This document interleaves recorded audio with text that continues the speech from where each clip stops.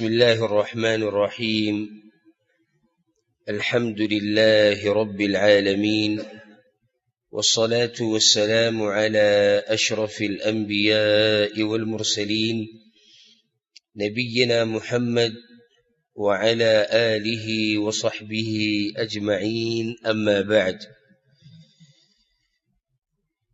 څنګه ټولو ته دا خبره معلومه ده چې من د ربیع الاول په میاشت کې اسلامي چې کومې میاشتې دي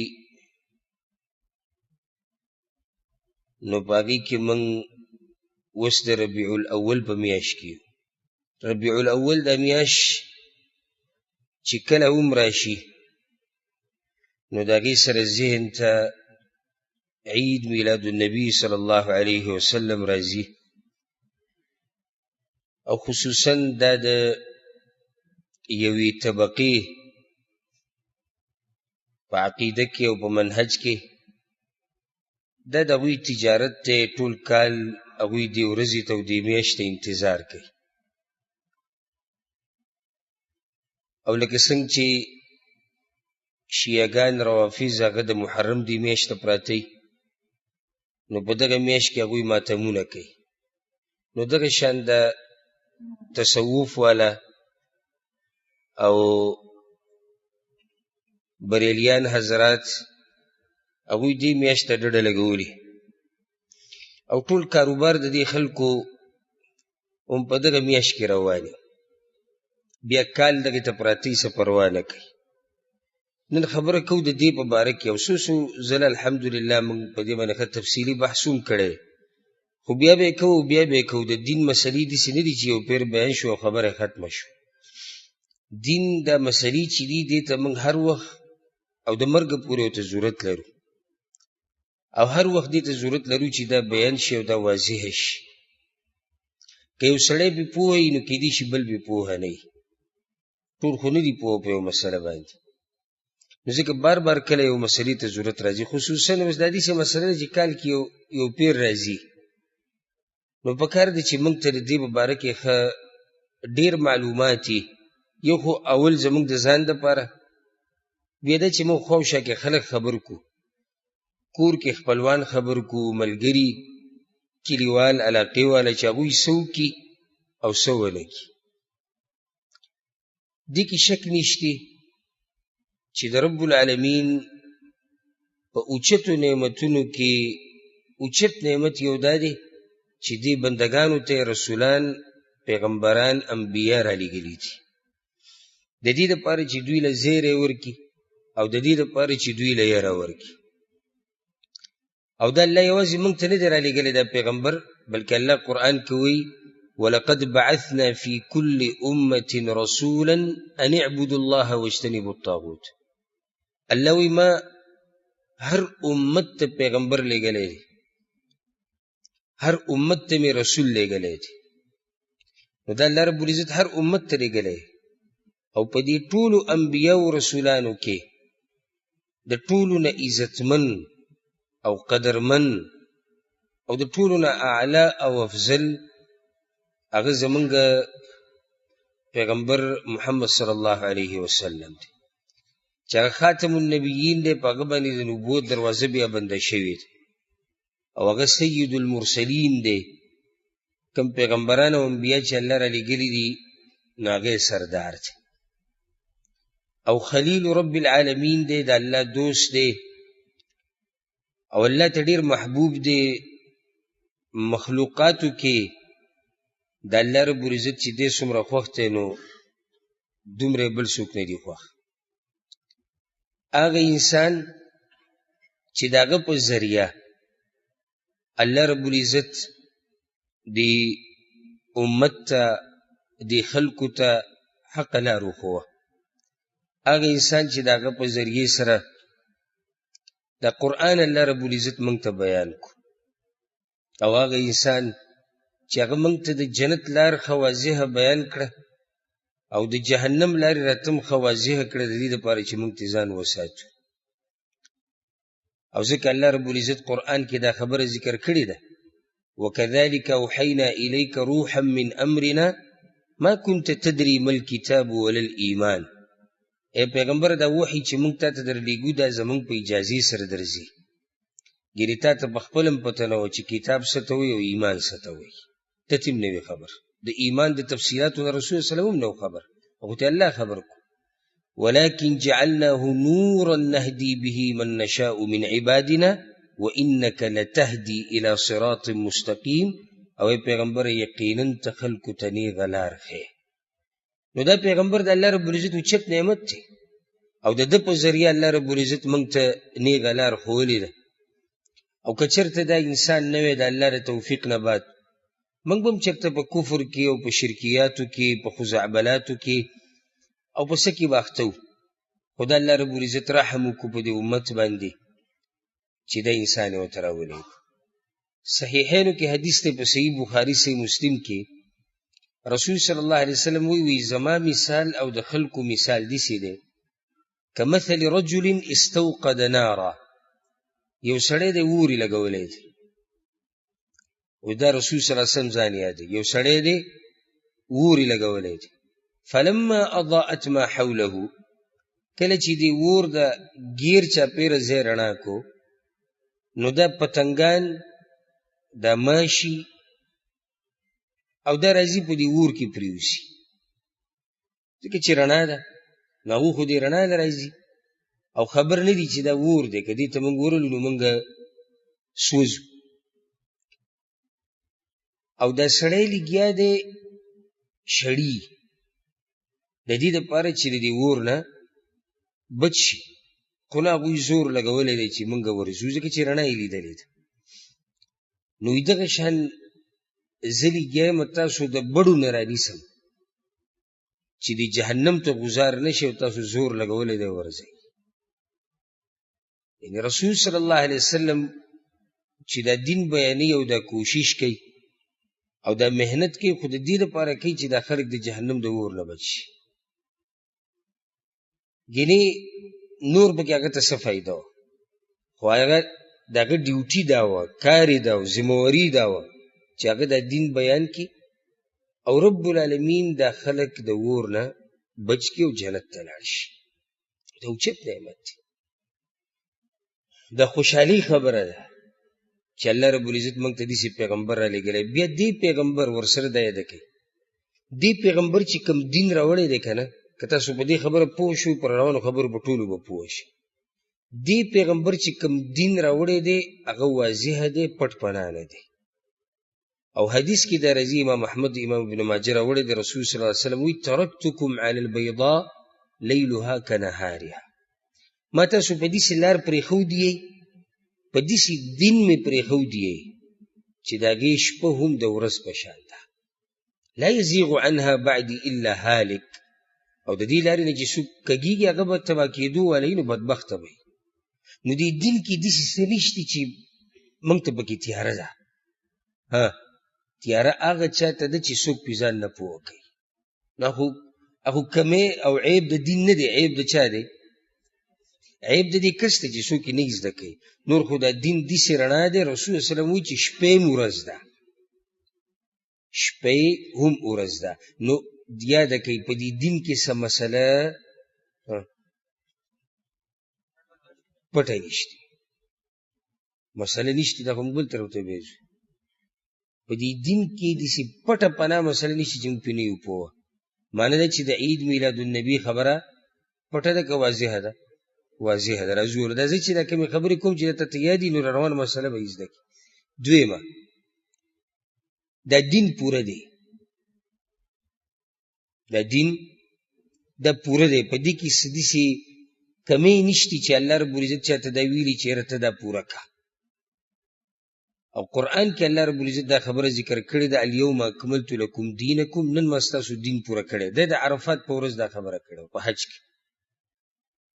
نو دویمه دا خبره یاده کوي، یوه ما سره به دقه شان روان اوسئ چې په خبره پوه شئ. یو دا چې پیغمبر د الله اوچت نعمت دی. دویم پیغمبر چې موږ ته کوم دین بیان کړی دی د هغې شپه هم ورځ ده. دریم دین څه دی؟ دین پوره دی. اوس هر څوک چې د رسول صلی الله علیه وسلم د وفات نه بعد په دین کې نوي مسله راوباسي، د ده مطلب څه دی؟ دین ناقص دی. څه دلیل دی چې دی وایي چې دین ناقص دی؟ دی پکې نوی کار راوباسي. لکه دین رسول صلی الله علیه وسلم د دنیا نه لاړ او دین پوره و. دا خو زموږ ایمان دی که نه دی؟ که نه دین نیمګړی و؟ دین بالکل پوره و، بالکل پوره و. وجه دا ده که چېرته دا دین نیمګړی پاتې شوی وی که نه، نو دوه خبرې دي. یو خو بیا پیغمبر صلی الله علیه وسلم د الله امانت موږ ته صحیح نه دی را رسولی او دی یو مسلمان نشي ویلی. دویمه، که دین نیمګړی پاتې شوی او څه خلک مړه شوي او دغه نیمګړي دین باندې عمل کړی، نو د هغو نه خو ډېرې خبرې پاتې شوې، خو د دین نیمګړی دی. نو د دې خلکو به د قیامت په ورځ څه کېږي؟ نو ځکه دا یاده کړئ، دین مکمل دی بالکل. هېڅ ضرورت نشته نه مولوي صاحب ته، نه امام صاحب ته، نه سابیاق صاحب ته، نه مفتي صاحب ته، نه بل ته نه بل ته چې هغه موږ ته په دین کې نوي مسلې او نوي عبادات راوباسي. نو زمونږ کار څه دی؟ هغه زوړ دین بیانول.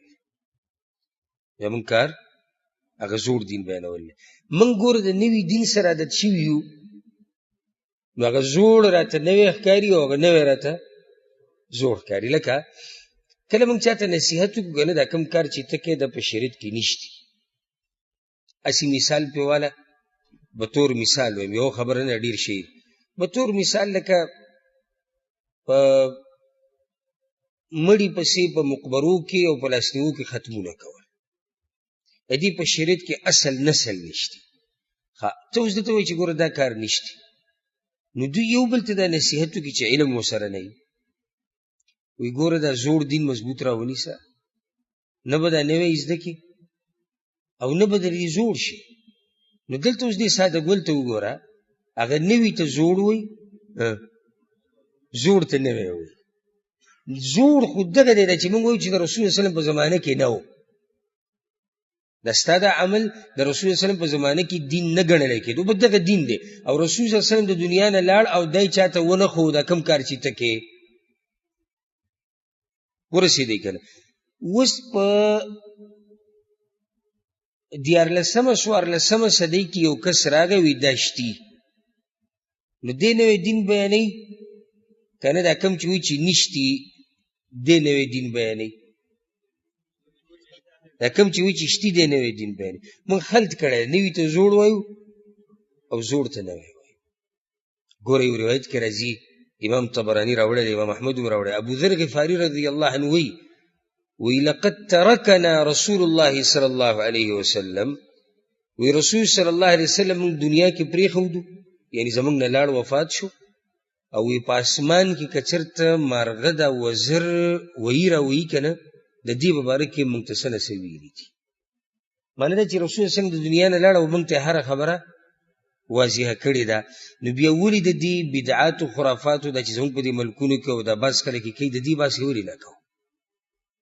او په کې یو د عید میلاد النبي دی. اصل کې موږ دې خبرې له راځو. بله دا چې رسول صلی الله علیه وسلم دا خبره ذکر کړې ده، دا قانون یاد کړئ، علیکم بسنتی وسنة الخلفاء الراشدین المهدیین من بعد. زما لار مضبوطه راونیسئ او د خلفای راشدینو لار راونیسئ. موږ ته د بل چا خبره نه ده کړې، هم د دوی خبره به رانیسئ او بیا راته ویلي دي وایي ځان ساتئ په دین کې د نوي کارونو نه، په دین کې به نوي کارونه دا نه کوئ. بعض خلک وایي په دین کې نوی کار دی، صحیح ده، خو داسې ده چې بد خو نه دی که نه، دین کې نوی کار دی، دا زه منم، خو چې دین کې نوی کار هم دی خو الله یادوي که نه. عبدالله ابن مسعود رضی الله عنه یو پیر جومات ته راغی، مسجد نبوي ته، د رسول صلی په وفات پسې لږ عرصه وروسته، لږه زمانه وروسته، نو چې ګوري څه کسان ناست دي را جمع شوي دي، یو ټولګی دلته دی، بل ټولګی هلته دی، یو حلقه دلته ده، بله حلقه هلته ده، او دوی سره کاڼي دي او په هغه کاڼو د الله ذکر کوي. نو هغه ته تپوس کوي تاسو څه کوئ؟ وایي موږ خو الله یادو، موږ ناست یو الله یادو، نورې څه هم نه کوو. هغه ورته غوسه شو، وی ډیر د خیر لټونکي خیر ته نه رسي. تاسو خیر لټوئ خو د لارم هغې ته نه رسئ. او بیا ورته په غوسه کې وي د پیغمبر صلی الله علیه وسلم جامې او لوښي لرګي لا زاړه شوي نه دي او تاسو په دین کې نوي کارونه راوویست. اوس که جومات ته یو جاهل سړی راننوځي دا جاهل دا کار کوي او ویني چې لس هلته ناست دي، لس دلته ناست دي، لس دلته دي، لس هلته دي، او لاس کې ورسره کاڼي دي او تسبیح دي او ټول په شریکه الله الله الله الله کوي لګیا دي. دی به څه وایي؟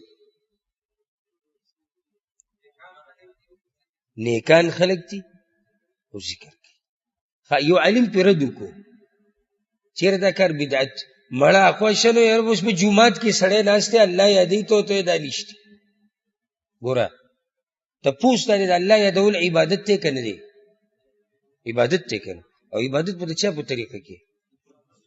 د پیغمبر صلی الله علیه وسلم. نو بیا خو یو کار ولې نه کوو که داسې شي چې عبادت ورته وایي بیا هر څه کوه. نن به د شپې په 1 بجه اذان وکړو بیا به اقامت وکړو یو شپږم لمونځ به د جمعې سره وکړو. څه خیال دی؟ جومات کې به الله یاد کړو که صحیح به نه وي؟ تاسو به راشئ ولځله کوئ یې نه لمونځ نه کوئ. نو سعید بن المسیب نه چې یو سړي تپوس وکړو الله به ماله په منځه باندې عذاب راکوي نو هغو ته څه وي؟ وی الله تعالی په منځه عذاب نه درکوي، عذاب به درله په دې درکوي چې تا د پیغمبر په طریقه عمل نه دی کړی.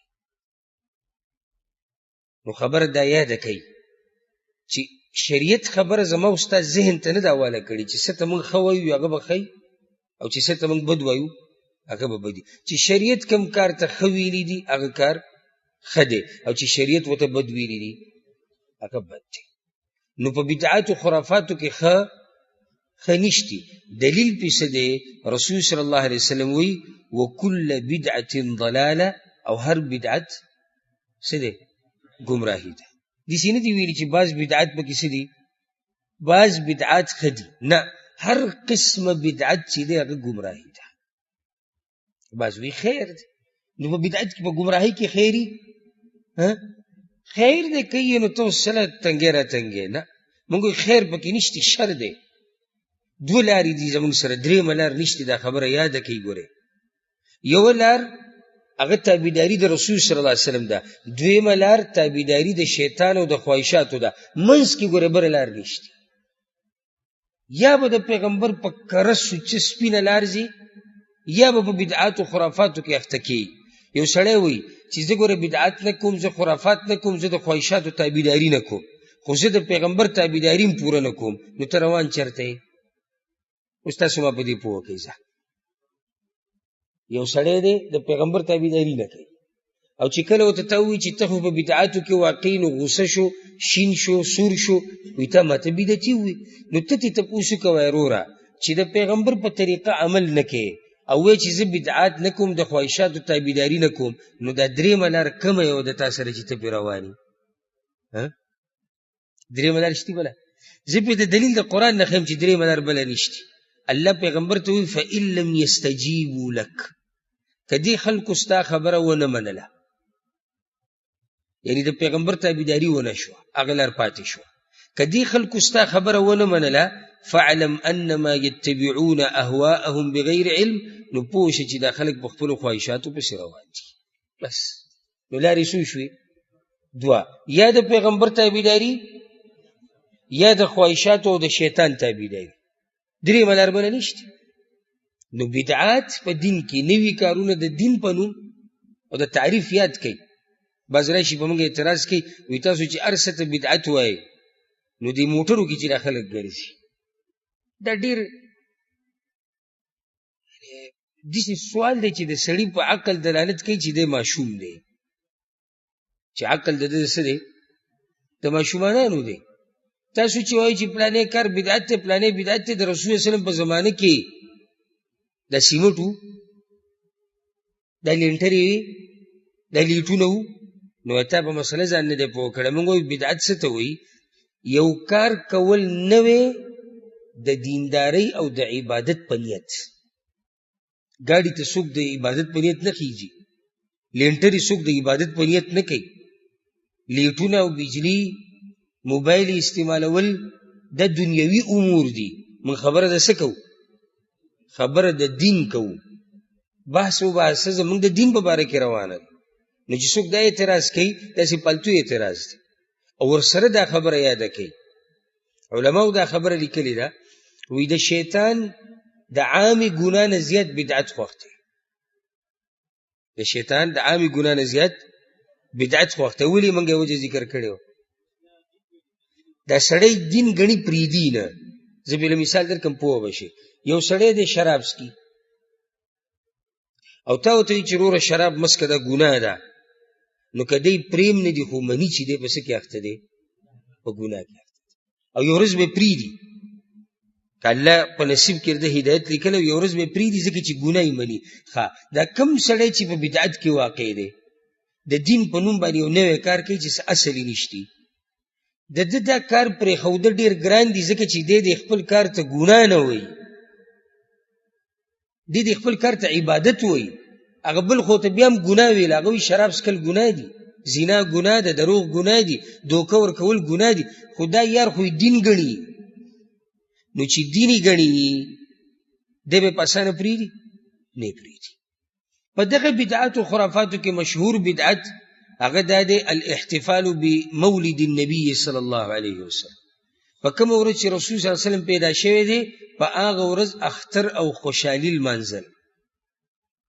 دا زمونږ په ملکونو کې، بر صغیر کې او بعض نور د مسلمانانو ملکونو کې دا بدعت په دې ورځو کې ډېر په زور او شور سره روان. موږ ته بدعت وایي منه مسله واضحه شو چې دې څه اصل نسل نشته. دا به ته ثابتوم چې دې څه اصل نشته، هسې له ځان نه نه.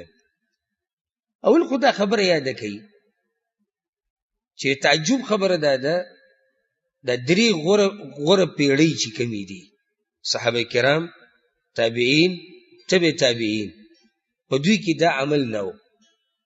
او که څوک وایي چې وو نو دعوه کې ثابتوي وي. 300 کالو پورې خو په 3 پیړو کې دا عمل دا نشته. اوس تاسو په خپله پوه شئ چې عجیبه دین دی چې هغه اوچتو خلکو په زمانه کې نه و. ځکه نور تفصیل پرېږدم که نه، او په دې ځي باندې دا خبره ودروم نو تاسو پوه شوئ که پوه نه شوئ؟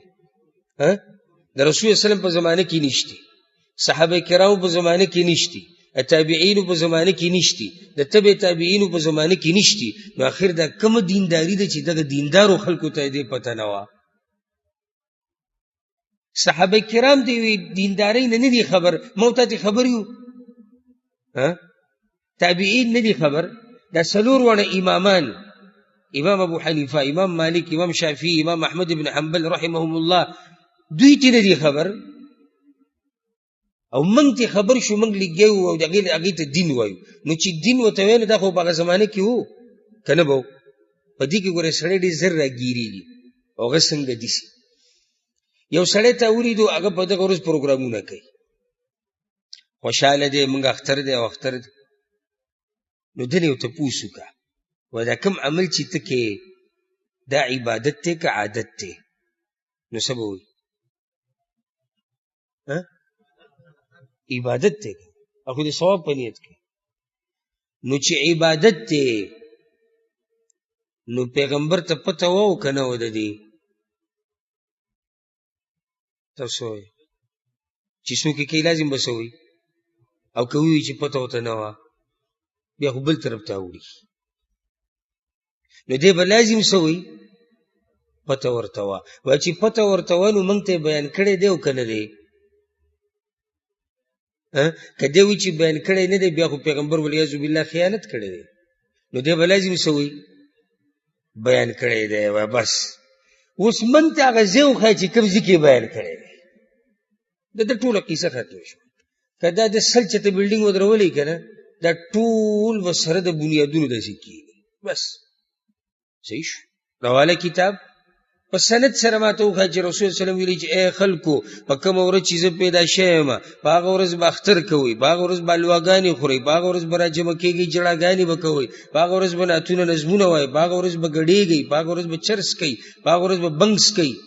روان دي دا بنګ منګ چرس ماسې ځان نه دي ویلي. دا ویډیوګانې خو نن سبا هر چا ولیدي.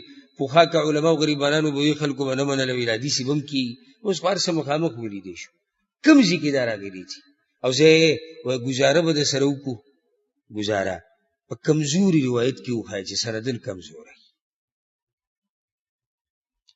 وایي نوره ګزاره به در سره وکړو پیغمبر پرېږده د صحابه کرامو نه وښایه چې هغوی دا کار کړی او وایي چې ویې کوي وایي زه دې کې به در سره هم ګزاره وکړو صحابه کرامو هم پرېږده دا څلور امامان چې دا خلک ډېر یادوي دا فقهي مذهبونه دي وایي د دوی نه راته په صحیح سند ثابته کړه چې دا کار به کوې په یو ځای کې به هم ثابته دی نو بیا به تا ته وایي چې زموږ صحابیاق صاحب به وي او دا یو بزرګ تېر شوی هغه خوب لیدلی او دا یو مولوي صاحب لیکلي دي او کتابونو راغستې دي دا خبرې نه چلېږي شریعت مسله واضحه ده قل هاتوا برهانکم ان کنتم صادقین الله وایي خپل دلیل راوړئ که تاسو رښتینې یهودو نصاراو ته وایي موږ هم هر چا ته دقه وایو چې څوک کوم دعوه کوي چې زه عبادت کومه زما د کار عبادت دی موږ وایو که رښتینی دلیل راوړه نو بعض موږ ته څه وایي دلیل به تاسو ښایئ چې نشته دام لکه زه څه ووایم چې د دې سړي عقل کم ځای کې دی چې دا وایي اوس ګوره اصل په عباداتو کې منع ده اصل په عباداتو کې منع ده مګر هغه عبادت به موږ کوو چې موږ ته الله او د الله پیغمبر ښوولی صحیح شو که اوس د الله پیغمبر موږ ته ښوولي دي د الله پیغمبر موږ ته 5 منځونه ښوولي دي قرآن کې هم شته حدیث کې هم شته صحیح ده که نه ده یو سړی شپږم مونځ کوي او ته پسې ورغلې او تا ورته وایي چې شپږم مونځ وروره په شریعت کې نشتي او هغه تا ته وایي چې ما ته دلیل وښایه چې شپږم مونځ نشتي خبره صحیح ده که غلطه نو دلیل به څوک ښیي څوک چې ثابتوي لکه اوس یو سړی عید میلاد النبي لمانځي او عید میلاد النبي مناوهي زه خو یې منم نه زما نه دلیل د څه غواړې ثابتې خو یې ته نو ته به ما ته دلیل ښیې او دلیل څه ته وایي قرآن او حدیث ته صحابه کرامو اقوال په صحیح سند سره د دین اخوا ویسه نه چلېږي بزرګ ویلي دي کتابونو راغستې دي او دا دومره پښتانه چې کوي دا ډېر ښکلی دلیل دی ها او د پاکستان کې چې دا خلک کوي او د افغانستان کې چې کوي او چې زه درته وایم د پاکستان کې چې خلک دروغ وایي ته هم دروغ وایي او دا خلک چې دوکې ورکوي په دنیا کې ته هم دوکې ورکوي دا د کوم ځای دلیل دی پښتانه به یو کار کوي دین به ورته وایي ته به ورته دین وایې دا خو مزې شوې یعنی زموږ اوس نوې مسله جوړه شوه چې دین هغه دین دی چې پښتانه دین وګڼي او چې پښتانه دین نه ګڼي هغه به دین نه وي اگر که قرآن او حدیث کې دا ګورئ د بعضو خلکو نظریه د تعجب مه کوئ ګورئ وایي موږ هغه خبره منو چې زموږ په علاقه کې چلیږي زموږ کار د علاقې سره دی اوس که د علاقه کې یو کار روان دی او هغه شریعت کې نشتي وایي زه منم یو خبره په شریعت کې شتي خو د علاقه کې نشتي نو موږ په عمل نه کوو ځکه چې علاقه کې نشته دا کم دین شو الله دې موږ وساتي نو ما خبره تاسو ته طریقه وښوه بیا دنه سوال کوم څنګه به دې سړي نه تپوسونه کوې اول تپوس به دې څه کوې چې عید میلاد النبي عبادت ګڼې او که نه دی به لازم څه وایي او چې او وي بیا به دې څه سوال کوې چې پیغمبر ته دا معلومو که نه معلوم دی به لازم څه وایي او معلومو نو بیا به ورته څه چې پیغمبر دا موږ ته بیان کړی دی او که نه دی دا دین دا کوم چې ته ورته دین وې نو دی به څه وایي او نو بیا ویې ښایم او خو کې خو ته ما دومره ګنجایش وکړو ضعیف حدیث وښایه صحابه کرامو له وښایه د څلورو امامانو له وښایه تابعینو چا له خو وښایه نو دی به څه کوي یو غر به ولي بل غر به ولي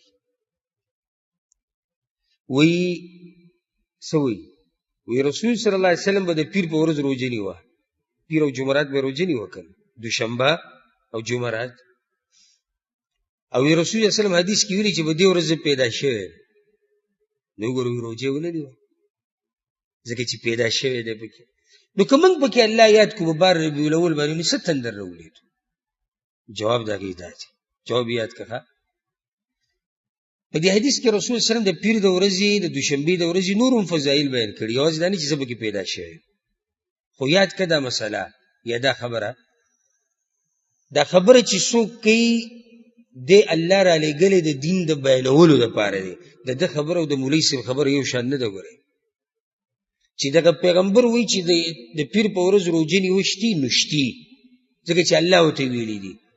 نو دې پیغمبر دا خو فصیح او بلیغ انسان دی، که ده ورسره لږ دا جمله م ویلی وې او په هر کال کې د ربیع الاول په 12مه هم خوشحالي کوي ځکه چې زه پکې پیدا شوی، دی ولې دی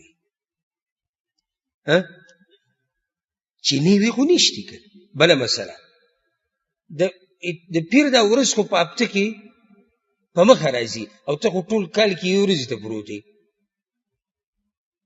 او سبحان الله دا کم خلک چې دا اخترونه لمانځي که نه، دوی ګورې د پیر او د جمعرات روژه نه نیسي، صرف دغې ته پراته دي. او غټه مسله دلته یاده کوي، په دې کې سخت اختلاف دی چې رسول صلی الله علیه وسلم په کم تاریخ پیدا شوی دی. د مؤرخینو د علماو انتهایی سخت اختلاف دی. ربیع الاول په میاشت کې پیدا شوی دی، دا د اکثر علماو قول دی. اکثر مې په دې وي، بعض ګورې وایي په ربیع الاول کې نه دی، په رمضان کې پیدا شوی دی. مسله ټوله اختلافي ده او دې ته اختر جوړ کړی. ربیع الاول مشهوره ده، صحیح شو، ربیع الاول په میاشت کې پیدا شوی. بیا ربیع الاول په میاشت کې کله پیدا شوی دی؟ نو بعض علما حساب کوي وایي په 9 د ربیع الاول پیدا شوی دی، نن چې کومه شپه ده په 9 پیدا شوی، یا نن چې کومه ورځ. بعض وایي نه په 10 پیدا شوی دی، بعض وایي په 12 پیدا شوی دی. نو ته یوازې په 12 پورې څنګه ورختې؟ خبره خو شکي ده. تاسو ګوره ما سره یې که نه یې، داسې نه ځان هسې ستړی کړم او په اخره کې تاسو وایي هغه کس قصه ختمه کړه او وی اخره کې ورته هغه سړي وي چې تا هلک و که جنۍ وه. نو زه چې را دومره یو ټکی واضح کوم زه یم چې تاسو به په اسانه پوه شئ. تاریخ کې اختلاف دی، ته په 12 پورې څنګه ورختې؟ دا اتفاقي مسله ده چې رسول الله صلی الله علیه وسلم په 12 د ربیع الاول باندې وفات شوی دی. دا بالکل اتفاقی ده. نو اوس پته نشتی چې دوی د پیغمبر په پیدایش خوشحاله دي او که په مرګ خوشحاله دي. بله خبره، په دنیا کې داسې مسلمان شته چې د رسول الله وسلم په پیدایش خفه دي؟ موږ ټول خوشحالي او شکر د الله ادا کوو. خو آیا خوشحالي چې موږ کوو په شریعت کې د دې به څه حدود دي که نه په خپله مرضۍ به یې کوو؟ حدود به یې که نه. دا خوشحالي د صحابه کرامو نه وه. زم صحابه کرام چې څومره به پیغمبر خوشحاله دومره به موږ هم نه وو خوشحاله. هغوی ولې دا اختر نه کوو؟ تابعین ولې دا اختر نه کوو؟ د امت د مشرانو نیکانو ولې دا کار نه کوو؟ ته سوچ وکړه چې 3 پیړۍ په امت کې یو کار نشته، 300 کاله. د هغې نه بعد بیا دا پیدا کېږي او په چا کې پیدا کېږي؟ یو قسم خلک تیر شوي دي چې هغې ته ویلی کېږي فاطمیین، د شیعګان روافظو. دوی دا بدعت عبیدیین ورته م وایي فاطمیین. د فاطمیین به ځان ته په دې وي زموږ نسبت فاطمې ته کېږي رضی الله عنها، دروغ به وي. دوی په دې کله چې دوی مصر ته راننوتو که نه، نو دوی یو څو بدعت شروع کړي. دا ټول بدعت د دوی. اولنی بدعت دا شروع کړی د کال اولنی سر المنزل، د عاشورا په ورځ د دوی ماتمونه، د رسول الله سلم د پیدایش په ورځ خوشحالي، د علی رضی الله عنه د پیدایش په ورځ خوشحالي، د حسن رضی الله عنه د پیدایش په ورځ خوشحالي، د حسین رضی الله عنه پیدایش په ورځ خوشحالي، د فاطمه رضی الله عنها د پیدایش په ورځ خوشحالي. کم خلیفه چې دغه وخت دی د هغه د پیدایش په ورځ خوشحالي، د رجب د میاشتې اولنۍ ورځ دا لمانځل، د شعبان اولنۍ شپه لمانځل.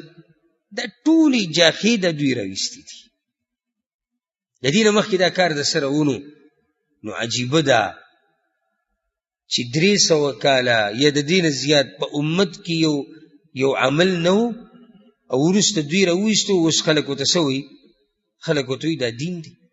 نو دا څنګه دین شو؟ د دیندارو خلکو په زمانه کې نه و. بله مسله دا یاده کړئ چې صحابه کرام په رسول صلی الله علیه وسلم باندې چې څومره مینو دومره په دې امت کې هېڅوک په هغوی نه دي مین. دا خو تاسو منئ که نه منئ؟ او کله چې عروه راغی د رسول صلی الله علیه وسلم خواله او د صلح حدیبیه په موقع سره باس کو. صلح چې کېده موږ سیرت کې قصه تفصیلا ذکر کړي. نو کله چې واپس لاړ کنه نو مکه کې د مشرکانو ته وی زما قوم زما دی په الله قسمی زه د فارس په بچایانو په سیم تلم، زه د رومیانو په بچایانو په سیم تلم، زه د حبشې په بچایانو په سیم تلم، خو د دې پیغمبر د دې محمد صلی الله علیه وسلم د ملګری چې د څومره قدر کوي کنه او څومره عزت کوي دومره د هغه بچایانو څوک عزت نه کوي. و سوال دا دی چې دا قوم چې په خپل پیغمبر دومره مین دي دوی ولی د رسول الله سلام د پیدایش په ورځ اختر نه لمانځي؟ نشته. پیغمبر وته نه دی خوري چې پیغمبر وته نه دی خوري نه هغه څنګه وکي؟ او کامیابی ټوله کامیابی هغه په طریقه د رسول صلی الله علیه وسلم کې ده او په طریقه د صحابه کرامو کې ده او د هغوی طریقه دقه وه. بل یو اهم نقطه ته ذکر کوم ډېر به ورته خوشحاله شي که سوچ هم پکې وکړو. اوچت نعمت چې الله په بندگانو کړی دی هغه د رسول صلی الله علیه وسلم رسالت او نبوت دی. اوس تاسو دا ووایئ چې رسول صلی الله علیه وسلم ته نبوت میلاوېده دا ډېره د خوشحالۍ خبره ده که د هغه پیدا کېده؟ نبوت میلاوېده. او الله قرآن کې چې کوم نعمتونه موږ ته ذکر کړي دي نو څه وایي لقد من الله على المؤمنین اذ بعث فیهم رسولا. الله په مؤمنانو خاص رحم کړی دی چې په دوی کې یو رسول لېږلی دی. نو ګوره د نبوت خوشحالي ده اصل. نو د دغې ورځې نه خو دا ورځ زیاته د خوشحالۍ حقداره ده. نو په دې ورځ به بیا بل اختر جوړو. نو د دلیل په دې باندې چې د دوی دا کار د ټوله خواهش پرستی ده. بله خبره دا ده عبادت دا زما او ستا رای او اجتهاد ته نه دی راجع چې زما او ستا دماغ څه وایي. لکه هسې یو مثال درکړم په ورځو کې غوره ورځ کومه ده؟ دا بله ورځ مو خبره کوله د جمعې ورځ. هسې وګورئ چې ورځ غوره ده روجې په نیولو پکې ښه نه عقل سوی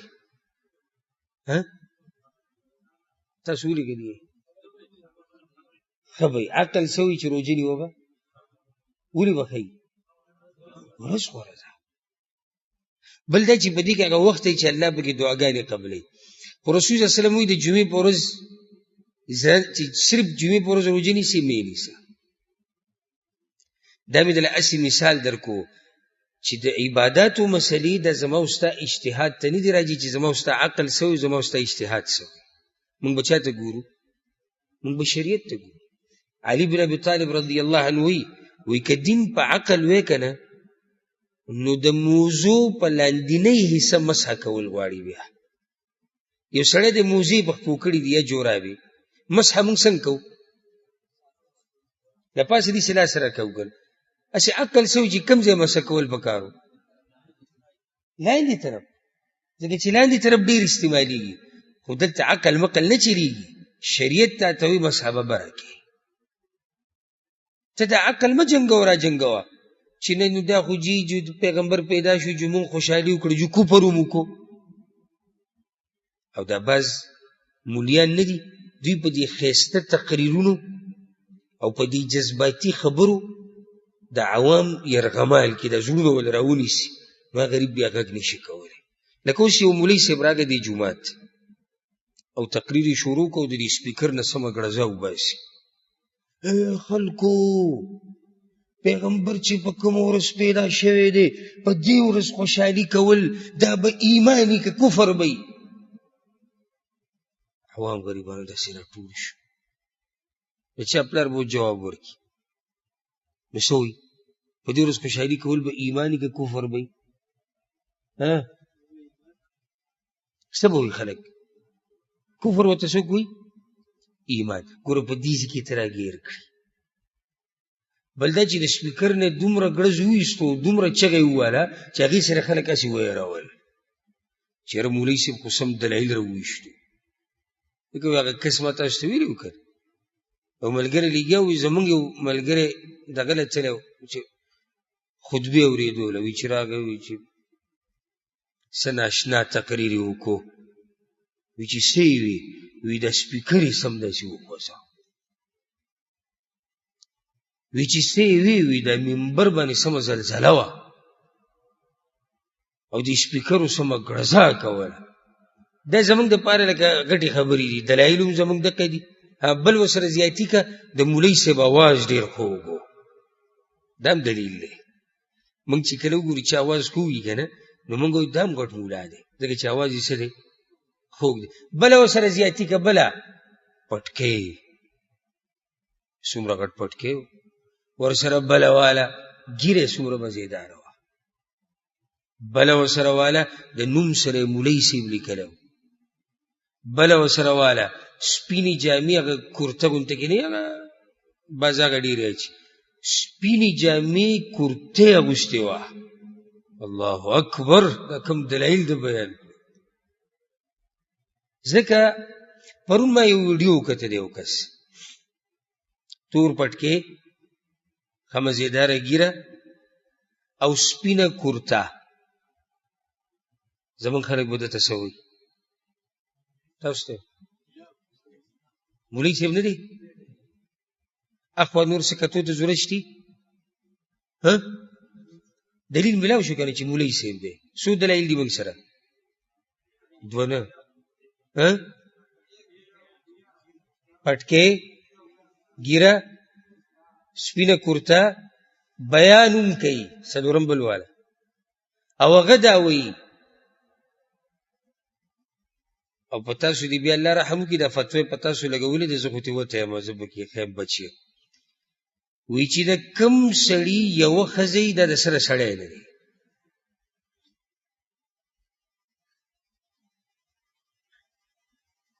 یوه او په ده پسې مونځ مکروهه دی خطرناکه دا ده د اولنۍ سره خو بیا هم لب جبو کو پوه به کو چې مولوي صاحب دومره سخت الفاظ مه وایه مونځ پسې نه کېږي مکروهه دی داسې امام به نه ساتي چې د هغه تا اورېدلی یوه ښځه یي او الله اکبر یعنې داسې جرأتمن او وی الله ویلي دي چې دوی ښځې درې ښځې څلورې ښځې دا سړی دی او چې نه سړی نو دی د یوه وکړي لکه الله کوم شي کې ویلي دي ظالمه دروغ جوړی نو په الله یې جوړی په مولوي صاحب دروغ جوړ که په بزرګ یې جوړ که لکه څنګه چې ستاسو عادت دی بزرګانو ویلي دي قصه کړې ده کتاب راغستی دی داسې ووایه نو په الله دې دروغ ووایي او په دې امت کې څومره قدرمن او اوچت او عزتمن او دینداره خلک تېر شوي د هغوی یوه ښځه بلکې بعض پکې نشي تېر شوي د سره یې ښځه ونه بعض علما په تاریخ کې تېر شوي د هغوی واده د سره نه دی کړی اوس جهالت زمونږ دا وګوره چې لاندې خلک دته لیکي لاندې اوس خلک دته څه لیکي چې یاره د مولوي صاحب دې مسلې خو موږ حیران کړو او مولوي صاحب دا مسلې دې د کوم ځای نه راوویسته او د دې قسمه خلکو د دېسې مولیانو د لاسه موږ په دین کې شکیان شو یو هم دا نه وایي چې د الله بندګانو تاسو ته چا ویلي چې دا مولا دی چا ویلي وی نه پټکې نو پټکې خو د پښتنو ثقافت هم دی سپینې جامې نو دا خو د مسلمان طریقه دا ده چې اکثر سپینې جامې خوښوي بلکې بعض بېدینه خلک هسې دا سپین رنګ یې خوښوي ګیره نو ګیره خو یو مسلمان پرېږدي عوامو ګیرې نه دي پرېښودي پرېښودي او وی موبایل ته چې ناست دی نو ولې موبایل ته ډمان نه ناست بېدینه خلک ورته نه ناست خبرې پکې نه کوي نو ځکه لږ هوښیار شئ عقل شټاټ کوي کولاوي کوي دا کوم عقل چې الله موږ له راکړی دی که نه دا د څه دپاره یې راکړی دی بند ساتلو دپاره چې موږ ته کار وایي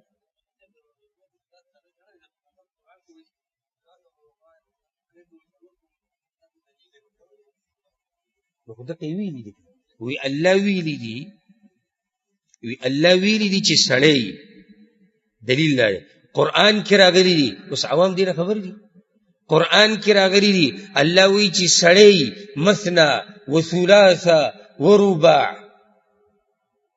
او چې نه سړی فواحدا نو بیا دې یو وکړي. کما دا زموږ دا خلک خو یې تباه و برباد کړو ټول. نو خبره مې څه پورې راواغسته چې یوازې د مولوي صاحب بیان دلیل د مسلې دی نه دی.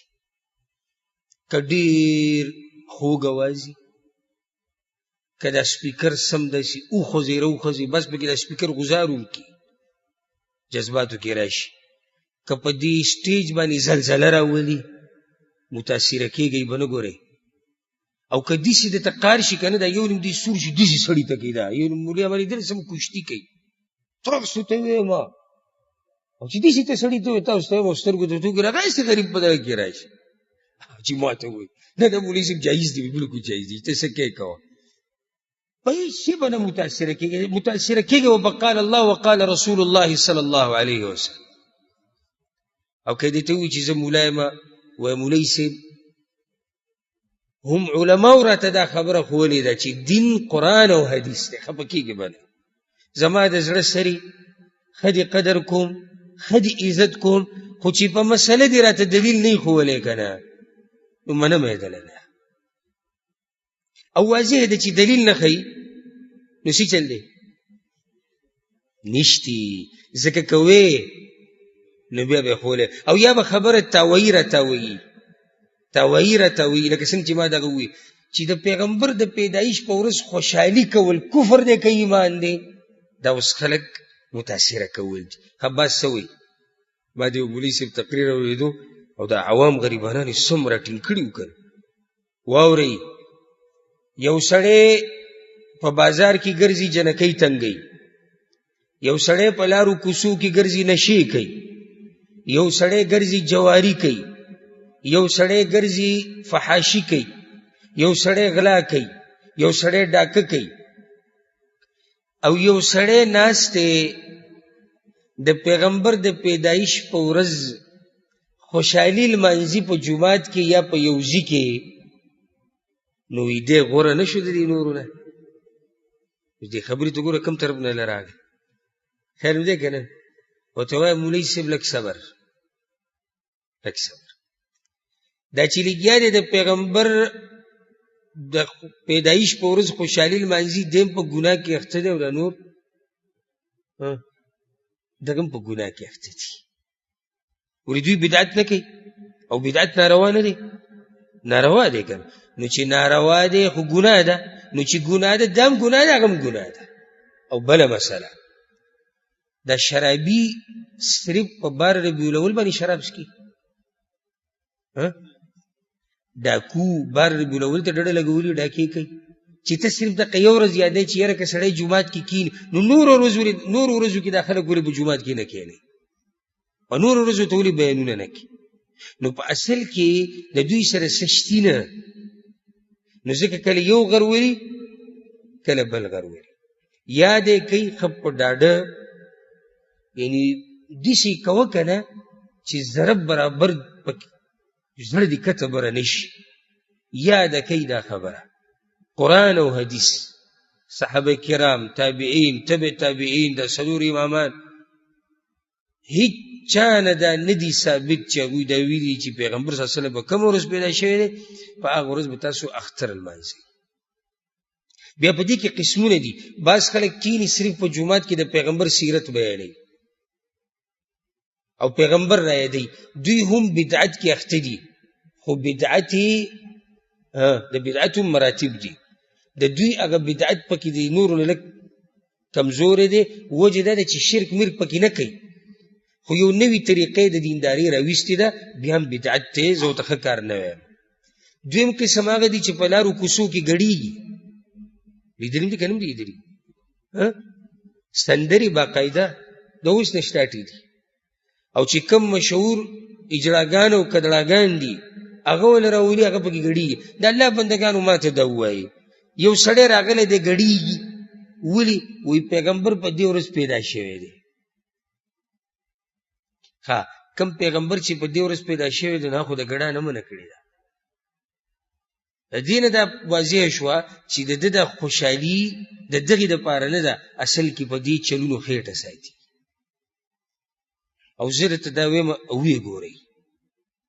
ویې ګورئ دا کم خلک چې دا ګډاګانې مډاګانې په دغه ورځ کوي که او دا چرس او بنګ او اختلاط هلکان او جنکۍ یو ځای د دوی دې مخونو ته وګوره او د دوی دې کار ته وګوره ورب الکعبه که زړه دې بیدار او که نه ته به ډایرک پوه شي چې دوی په یو ناروا کار کې اخته دي د پیغمبر د پیدایش خوشحالي لمانځم او هلکان او جنکۍ یو ځای ناست دي د بنګو سبیل پکې ما یو ورځ لیدلی سبیل د څه د بنګو نو اوس ما ته ده ووایه چرسي بنګي به ومني چې دا بدعت دی ولې نه مني حضیري بنګ پکې څکه او چرسو ته پکې ملنګي نشه وایي دا پکې ملنګي نشه ده نو دې لیونی نه دی چې موږ سره په دې باندې اتفاق کوي د هغوی سره خوشحاله ده دغه شان فحاشیانې پکې کېږي هلکان او جنکۍ چې یو ځای شي لازم به فحاشي کېږي د خلکو مالونه بې ځایه پکې لګي یو پیر پکې ریکارډ جوړ شوی ما نه هېر دي 100 کیلو الواوې پخ شوې وه چاته یاد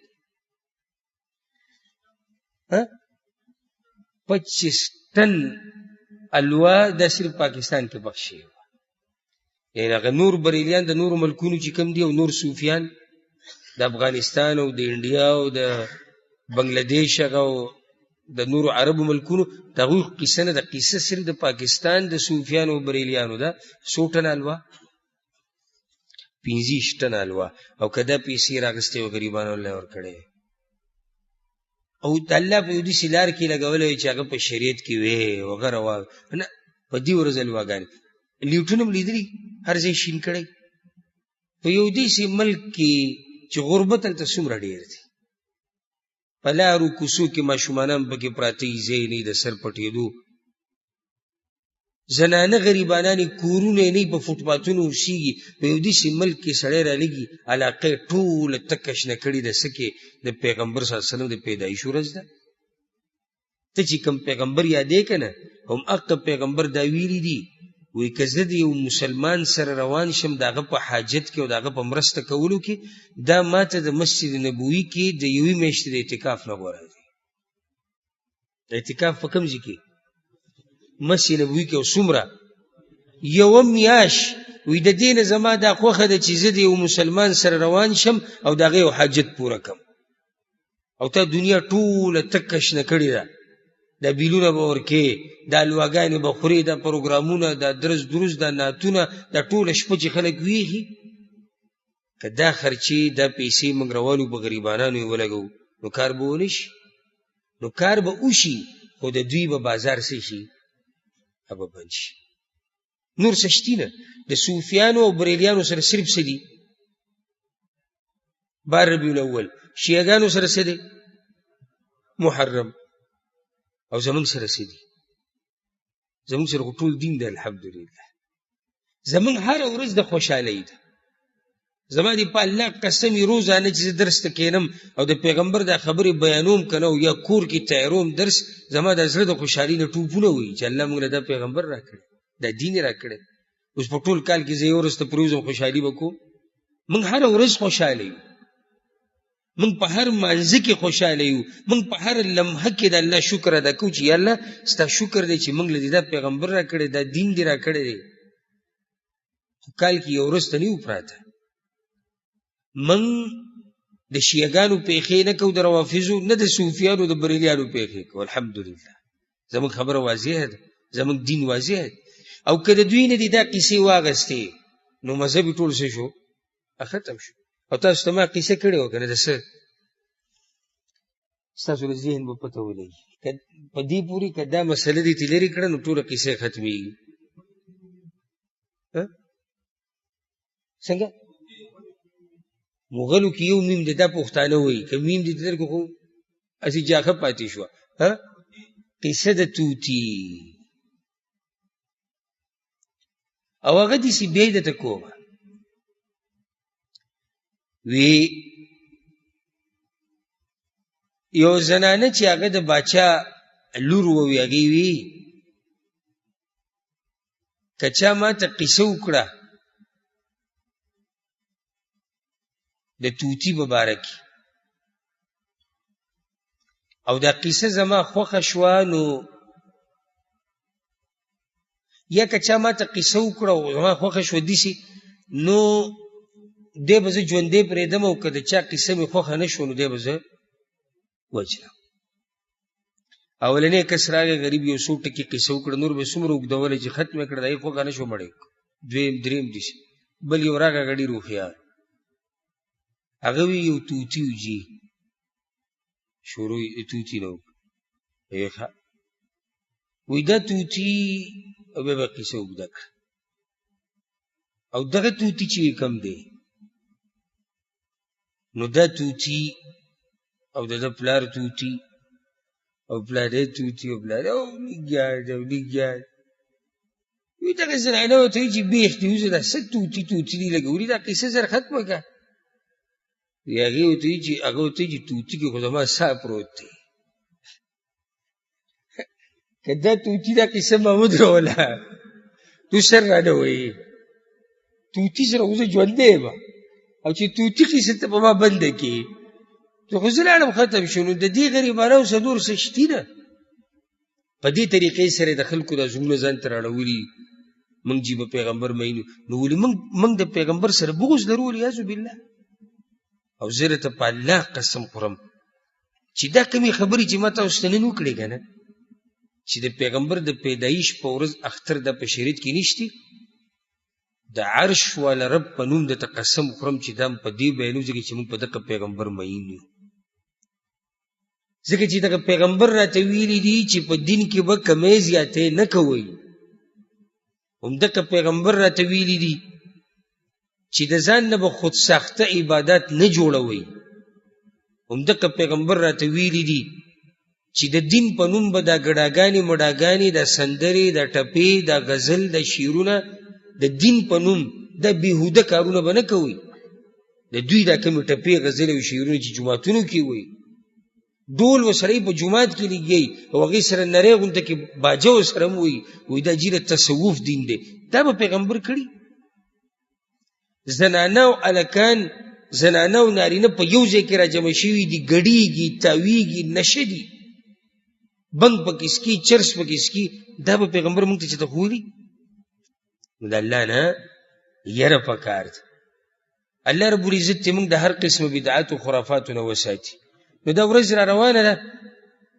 او تاسو به دا غوبل وینئ بیا په موبایلو باندې الحمدلله دا ملک ته الله ساتلی ګوره کوم ځای کې چې قرآن او حدیث او کوم ځای کې صحیح دیني هلته دا جاهل نه وي هلته خلک په ارام ځکه چې علماو خپل کار کړی دی خپله مسله یې واضحه کړې ده چې ګوره دا کار په شریعت کې نشته ښه اوس به تاسو دا غوبل په دې موبایل ووینئ دا غوبل چې څوک هلته په ملکونو کې دي پاکستان افغانستان انډیا خواوشا دا ملکونه هلته به وینئ عرب بعض ملکونه لکه مصر او د هغې خواوشا نور ملکونه دا غوبل به هلته روان وي بیا څه کې په دې ورځ پیغمبر صلی الله علیه وسلم پیدا شوی دی او موږ یې خوشحالي لمانځو نو تاسو یو کار وکئ چې دا مسله خپلو خپلوانو ته بیان کړئ په دې پروګرامونو کې شرکت په دې الواګانې تقسیمول د دې هر څه نه ځان وساتئ ځکه چې ما ورته دا منو چې دا کار په شریعت کې نشتی